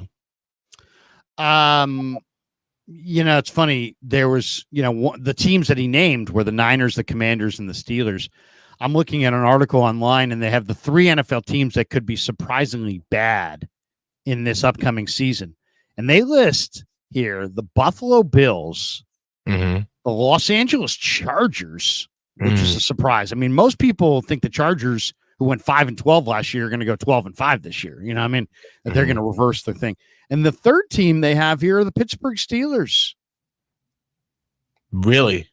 Yeah, he says, beyond George Pickens, they got no proven wide receiver options. They drafted Ronnie Wilson, but he's a 3rd-round pick. They got Calvin Austin, Van Jefferson. He's basically saying that everyone's assuming that you're going to get Brandon Aiyuk or a big-time receiver, but that's probably a pipe dream. They've got Russell Wilson and Justin Fields sitting there. That could be a distraction. I know a lot of people pointing to the Steelers as a team that's going to be disappointing this year. We'll see. I don't know. I'm not sure how I feel about that. All right. There is one more topic that I want to hit before we get out of here. Oh, I wanted to read a couple of these super chats, or some of these chats. Some of them are super, some aren't. Bacon and eggs, breakfast, croissant. Says Larry is smoking Frisco meth. He's gone. He's gone and wants to suck with the Commanders. So Aiyuk, he thinks, is gone, and I don't think he's gone. I'm smoking meth. You know what? I'm such a relatively smoker. I'm such a relatively, rule following straight shooter. You could put meth right here on the table in front of me, and I wouldn't even recognize it. I have no concept of what meth even looks like. I wouldn't be able to identify meth if you put it in front of me. I spent 5 years in West Virginia. I know what meth looks like. Is it what is it? Is it powder? Is it rocks? It's rocks. It's like glass rocks. So I mean, there's different ways. Yeah, it could be in powder. It can be rocked up. It looks like, think about like crack. It looks like crack. No, doesn't look like crack. Mm-mm. What? Okay, but the crack looks like crack looks like rocks too, right? Crack looks like sheetrock. Yeah, but tan. There you go. Got to get my information somewhere. Uncle Salty says, I just wish Aiyuk would shut his mouth and stop negotiating through a second-rate analyst in Clark and his boy, rookie Jaden Daniels. You got to remember this, Uncle Salty. He doesn't have a lot of cards to play. I mean, think about it. You're Brandon Aiyuk. You want the world to know you're dissatisfied. You want to make sure you're applying some pressure to the 49ers to get this deal. But there's no games. And there's nothing to do. And so if you don't go on the podcast, nobody's talking about this. You know, the only pressure he can apply to the Niners is public pressure through public discussion of his situation. That's it. So, I mean, that and holding out, and he already didn't go to mandatory minicamp. So you just got to give the NFL. I'm a players guy. Okay, I'm a players guy. I always have been, always will be, especially in football. They risk paralysis on every play. The careers are short. There's no guaranteed money. I'm all about the players. If you say, you know, Krug, I've noticed you're all about the Golden Heart Fund. Yeah, because I'm all about the players and taking care of the players. So I don't think the players get taken care of enough. It's the most popular sport in the world. It's easily the most popular sport in America. It's the most compelling visual sports entertainment, in my opinion, in the world. And yet there's no guaranteed money. The pie is jumping from 10 billion to 25 billion in like a decade. I mean, there is no industry in America that it's as burgeoning and as healthy and as vibrant economically as the NFL. So the fact of the matter is the fact that there's, you know, all these guys who are poor 2 years after they finish playing and this and that, it's just wrong. And the players should have lifetime health care, and there should be every team in the league should have their version of what the Niners and the Dolphins have, which is the Golden Heart Fund, where they raise money to take care of players after their careers are over and their bodies are beaten up and their brains are scrambled. And, you know, and now so for every Joe Montana and Tom Brady who can just kind of chill out, there's, you know, strong safeties who got chronic knee pain that have to come up with a second career. And I'm not crying a river for them, but I'm just saying that's the reality. We compare pro athletes and say they're all the same. No, they're not. The baseball player, the basketball player, even the hockey player has a lot more financial security and wealth than your run-of-the-mill NFL player. So it's really I'm all about the NFL player, all about the player. This is his own. So when Aiyuk runs his mouth, as you're saying, and is negotiating through the media, I'm very understanding about that because it's the best he's got. He doesn't have anything else. Bingo. It's the best he's got. It's all he can do. It's all he can do. So don't get mad at him. Don't get mad at him. Just understand, try to understand he's just playing he's just trying to take care of his family. And that's the only way he knows how to apply pressure. And I'll say this, as a guy who's interviewed him a bunch of times and talked to him, Brandon Aiyuk's a good dude. Yeah. He's a solid dude. He gives me Jimmy Ward vibes. Very solid dude. Now, is he the best interview of all time? No. Does he sometimes blow people off and not want to talk? Sure. But he is a solid dude. He's a good teammate. He's a stand-up guy. He's a straight shooter. There's many more reasons to like and admire Brandon Aiyuk than there are reasons to rip the guy. Smack Jones _ 919 says, I think BA needed to wait a year too early. Yeah, but you know what? He doesn't want to risk it. He wants to get paid. I mean, the time was now, Smack. He blows out an Achilles. He's never getting paid. Yeah. That's not like he had 2 back-to-back 1,000-yard seasons. He's been to an NFC Championship game and a Super Bowl, and he's got a 5th-year option staring him down next year. This is the time. It's time. Well, this was the time. Pandango Gaming says, BA, don't forget Purdy got you here. Heck, Purdy, don't forget that BA helped you get where you're at. I mean, I think these guys helped each other. Let's be real. At Asa 86, regarding that last Super Bowl play, Brandon Aiyuk said he wasn't worried about that one. There were plays earlier in the game that bothered him. Yeah, he was asked about the missed block on Chris Jones. And he's like, guys ask me about that all the time. But, there were several other plays that led to that play. And that's, hey, you know what? Yeah. That's the right answer, too. That's the right he said answer. That wasn't the play that bothered him. He said there was a lot of different plays throughout the whole game. That I mean, the way it works, Coach. It's like we focus all of our attention on the last ones. One play. Justin Swift blew the block on Hassan Reddick, and Kyle Shanahan didn't, challenge the Devontae Smith fumble, and Spencer Burford let Chris Jones get a free run. We focus on one play, one glimpse, and in reality, there's probably a dozen things that they can point to that were probably more impactful in the loss than that one. But that's the one we go to. Michael Alanis, what I took away from the Aiyuk interview, he wants to be used as a pure X. He clearly wants 30 million plus and wants to play with Daniels badly. Trade him for Terry McLaurin in a second. Call it a day. What do you think, Coach? I think the Commanders aren't going to give up a second and Terry McLaurin. I think that's the problem. If there were teams that wanted to play ball, I think that the difference is teams have always wanted to play ball, but the Niners didn't like what they were hearing initially. But what they didn't realize is that because of where the market was, what they were hearing initially was the best that they were going to get. Those offers started devolving as the draft process started bearing out. And then especially as the draft was going on, all of those deals fell through the floor. So I agree with this. He does want to be a pure X, but this deal, trade Terry in a second, it maybe have been Jahan Dotson in a second earlier on. Or maybe would you do that deal? Jahan Jackson in a second? Yeah. No. I don't think I would either. I'll tell you the deal that I would do, though. If I could do a deal where I traded Aiyuk forget the pick, keep your picks, but where I could grow the deal and get Jonathan Allen, Jahan Dotson, and Emmanuel Forbes.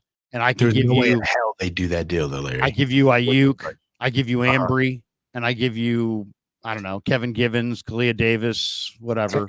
To Adam Peters. He would take those guys. I'm saying the value. So Aiyuk's better than Dotson. So you're gonna, that's not fair. So you got to get more. I only mentioned Forbes because I watched a couple videos, and I guess Forbes is in their doghouse. So he's not running with the ones or the twos.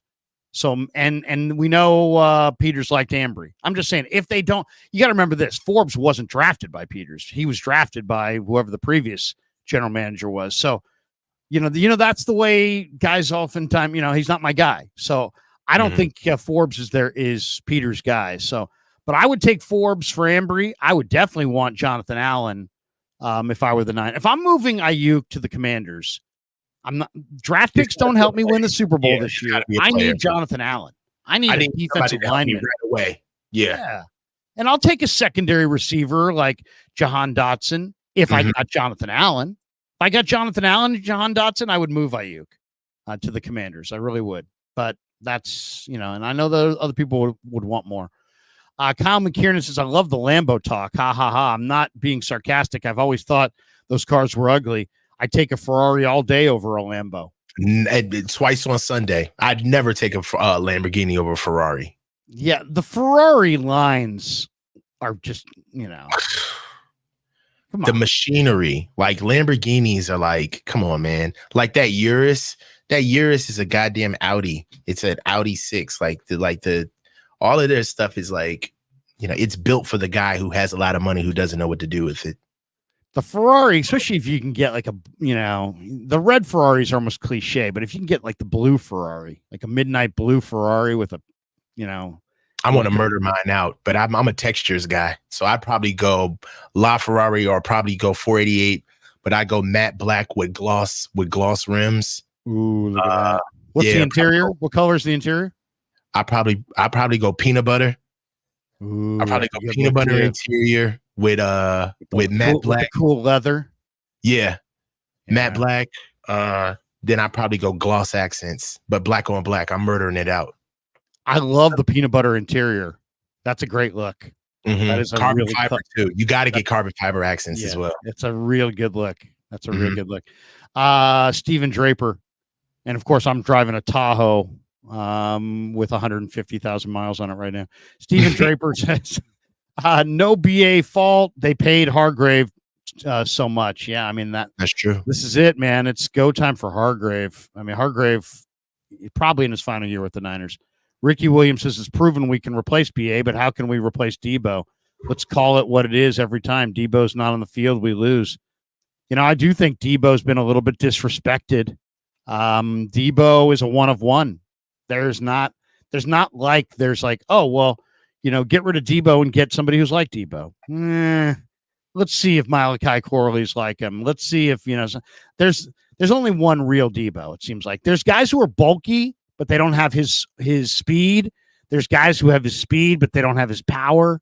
He's the combo of just enough speed to be speedy, but just enough power to not be a guy you want to tackle. I mean, I will say Debo is he's gearing up to be a leader. I mean, I think Debo wants to be a Niner for life. So really, yeah, I think he does. Interested to see how he performs this season. He seems in shape. He seems ready to go. He's got Ricky Pearsall. For all intents and purposes, Debo's maybe having the best offseason of his career. He's working out with Pearsall. I saw that. You know, the big question is how good's Pearsall and how good's Cowing and how impactful are these guys going to be? They're rookie receivers. They could be absolutely zero factor altogether, or they could be really, really good. I mean, that's the part, you know, we talk about like, what are we looking forward to seeing this summer and all these different things. And we've asked this different question and different streams to you and others.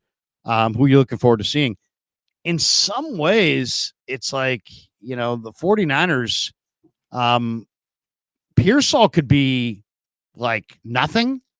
Cowing could be like a speedster who pulls muscles like Danny Gray, or these guys could be really, really, really impactful and take touches away from Aiyuk and Debo and promise to take more away in the future. So to me, it's like if there's two guys that there's a huge disparity, a wide disparity in all the potential results this year, I think it's Cowing and Pearsall. I think those guys could either be major factors who are like, wow, look at these guys, or just like rookie receivers that, man, they're on the team, but they don't do much. Yeah. I mean, I think they're a little past boomer bust. I don't think they're a boomer. There's boomer bust with Ricky Pearsall or Jacob Cowing. But as far as their production this year, I'm just talking about, I think they're both going to make it, but yeah, they're definitely going to make it. I just don't know what they're going to contribute this year. Oh, well, we talked about this before. Okay, so man, all right, I'm gonna do this off memory. So catches for the 49ers, I think were CMC. Didn't CMC lead the lead in catches? Who led the Niners in catches this year? Oh, it was Aiyuk. It was Aiyuk with what? Here, I have it right here. Aiyuk led the 49ers in catches, I believe, with 75. Yeah. So 105 targets for Aiyuk, 75 catches. He was 1. Kittle had 90 targets, 65 catches. He was 2. Debo had 89 targets, 60 catches. He was 3. CMC had 83 targets, 67 catches. So actually, he was 2. He was actually 2. McCaffrey was 2. Aiyuk was 1. Okay, so let's look at Ronnie Bell. Ronnie Bell was 13 targets for 6 receptions. Oh, right? Ronnie Bell, yeah, 6 receptions. Right. So let's look at it this way. If there's 17 games, right, and Ricky Pearsall does not get hurt, he plays all 17 games.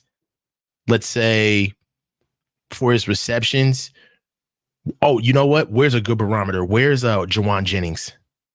He's got 19 receptions. Had 19 catches this year. So that's, I mean, just to put it in, just to give you a little over a catch a game. Yeah.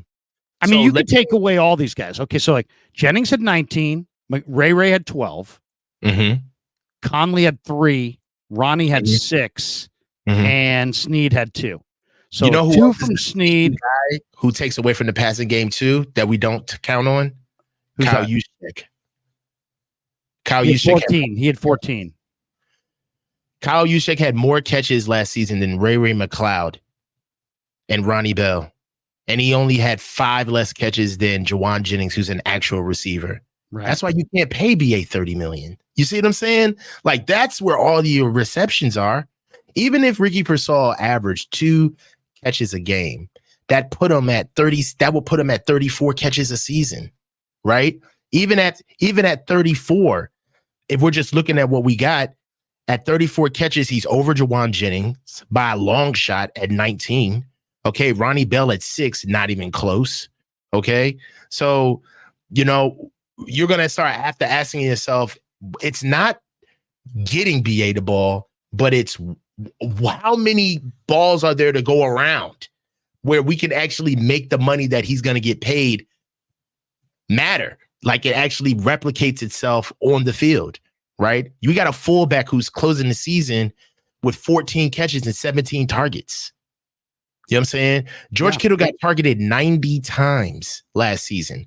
Christian McCaffrey as a running back, he got targeted 83 times. A lot of checkdowns. Yeah. So where's Ricky Pearsall going to fit in this mix? Well, that's a great question. I would say I think Pearsall is going to have an odd number of receptions, like a number of receptions that if you look at these numbers, it wouldn't make sense. So like I personally think if you said, give me a number, I would say it's probably 40. I think it's going to be 40 because I think it's going to be I think he's going to take a little away from everybody.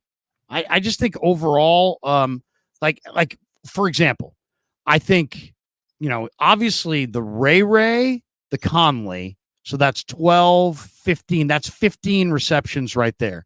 Then Ronnie Bell, that's 21. And Snead, that's 23.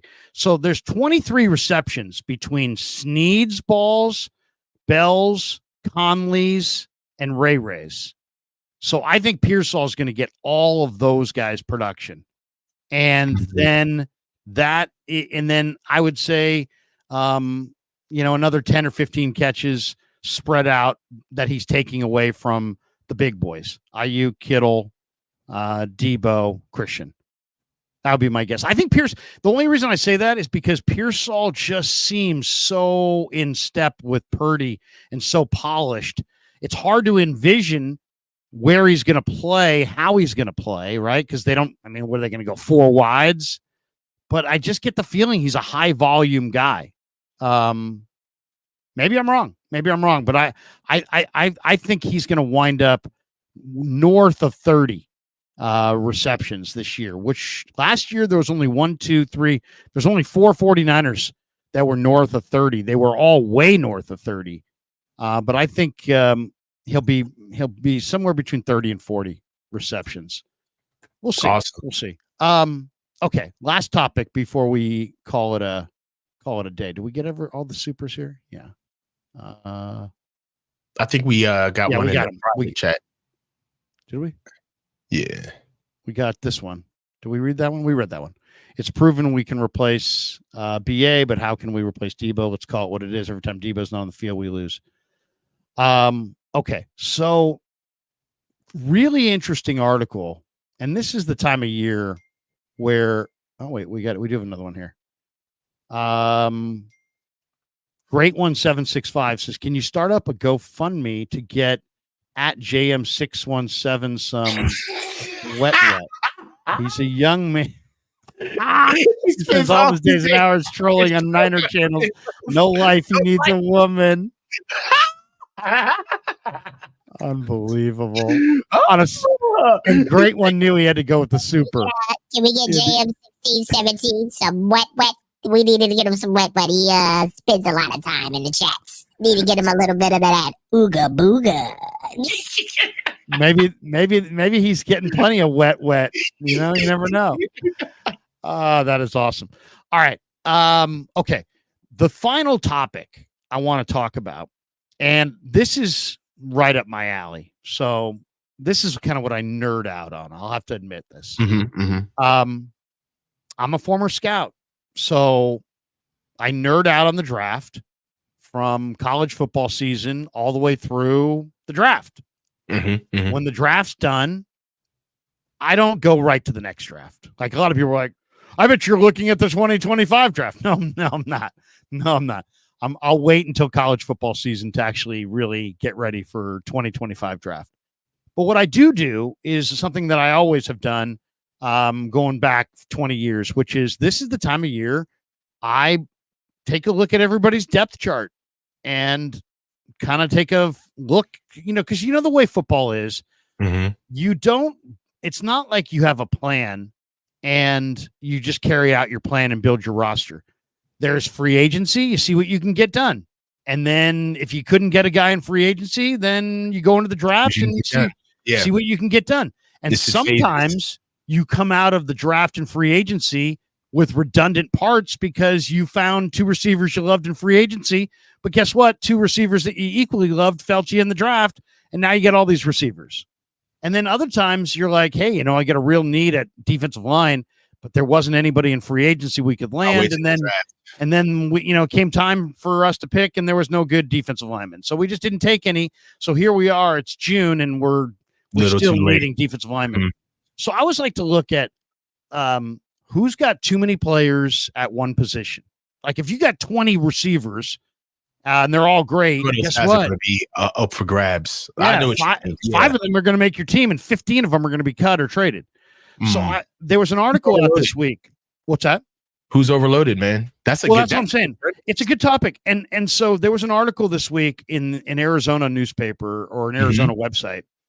And it was basically a look at all 32 teams in the NFL and what players are likely to get cut or traded because there's too many players at their position or the numbers don't add up. They're going to get caught in a numbers game.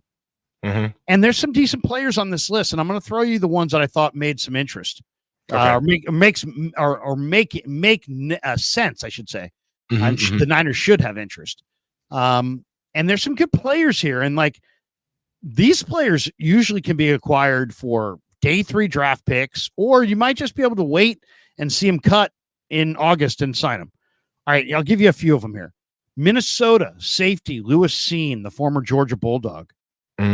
First round draft choice, broke his leg. He's now not sitting with the 1s or the 2s. He's sitting with the 3s on Minnesota's depth chart. And Seen and that's how it's pronounced, Seen. He's a big time player, man. I loved him at Georgia. I mean, this guy won a couple national championships. But as I said, I mean, the starters at safety for the Vikings are Harrison Smith and Cam Bynum. The backups are Theo Jackson and Jay Ward. They've got Seen deep on the depth chart. He was a first-round draft choice in 2022. So if, the same way the Niners traded for Laken Tomlinson, a guy like Seen at safety might be a good acquisition. A couple defensive ends, they say, are going to get cut. That really I was like, wow, are you kidding me? They're saying the Saints are going to cut Isaiah Foskey. Now, that one is interesting to me. The Saints, sure enough, I look at their depth chart.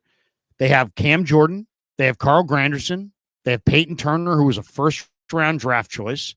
They signed Chase Young away from the Niners. They got Tonyo Passigno. They got Isaiah Foskey, who was their second-round pick. Foskey showed up in Santa Clara at the Niners local pro day before last year's draft. So they probably had some interest in him. He was a damn good player at Notre Dame. He ran in the 4.5s. I think he ran 4.54 at 265 pounds.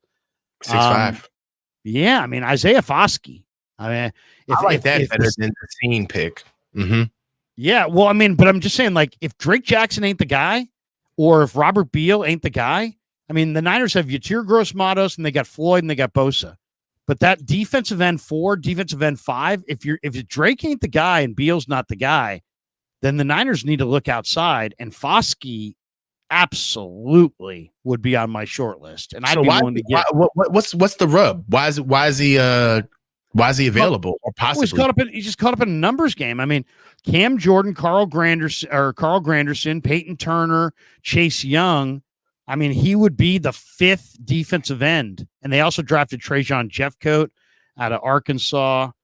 So they have some young guys in there as well. I mean, they just got some good numbers. I mean, they kind of overstocked themselves at defensive end. I don't know. I mean, Foskey obviously didn't have a bust out year. Maybe he's got some difficulty transitioning to the NFL. Maybe he was at the wrong weight. But man, I saw him at Notre Dame. He was damn good. The other guy that is interesting to me is Seattle, they say, is super loaded at defensive end. And they say there's a very good chance Seattle cuts Darrell Taylor. Now really?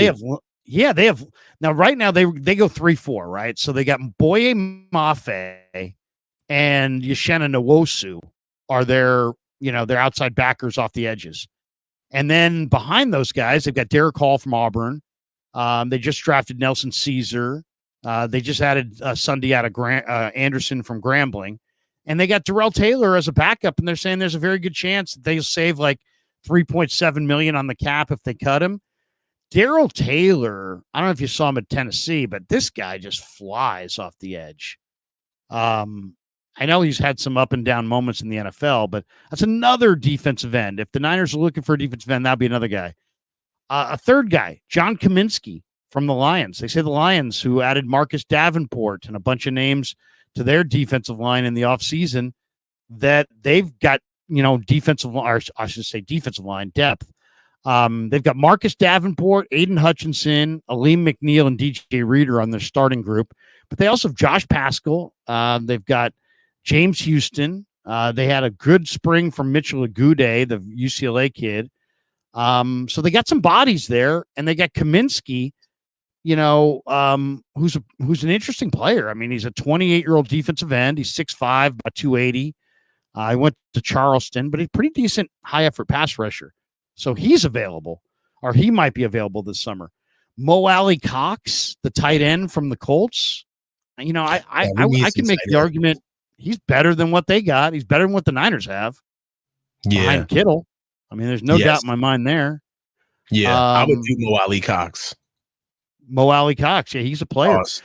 The Rams, they say, are very likely to cut Joe Notaboom. Joe Notaboom might be better than Jalen Moore.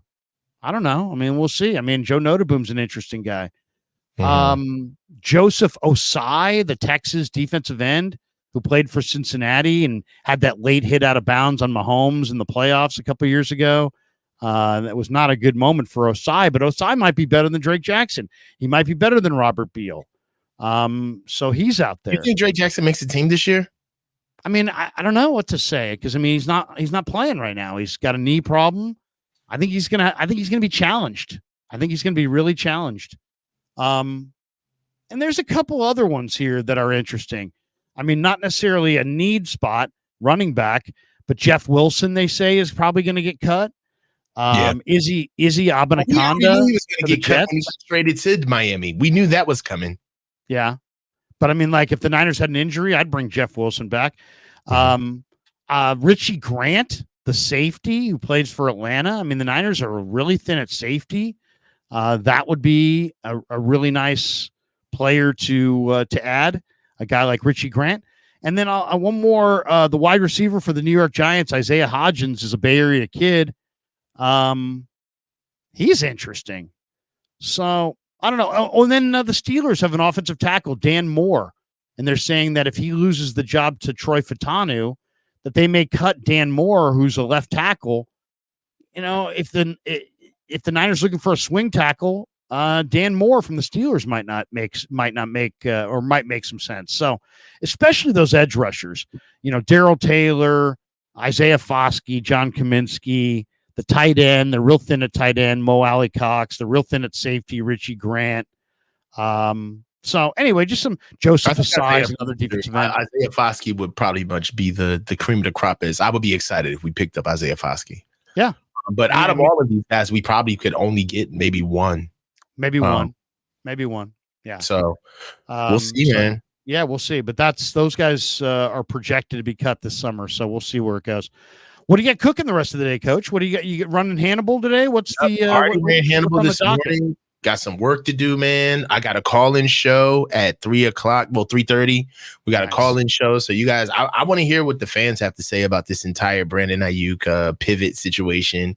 I mean, we've talked about it ad nauseum. I want to hear what they have to say. So we're going to have our regular Saturday call-in show over at Bang Bang. And get your super chats ready, baby, because Coach is back monetized. We're good. There you go. Bust out the wallet, everybody. Thanks to Coach. Thanks to all you guys. Have a great Saturday, everybody. Peace. Yeah, never met a man I've been